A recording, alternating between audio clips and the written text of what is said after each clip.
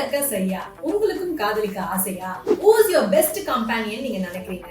Hello மக்களே, I'm Swapna Babu, child psychologist, parenting coach from Wheel Academy. உங்க best companion யாரா வேணாலும் இருக்கலாம். உங்க பார்ட்னர், அம்மா, அப்பா, உங்க டாட்டர், சன், ஃப்ரெண்ட்ஸ்.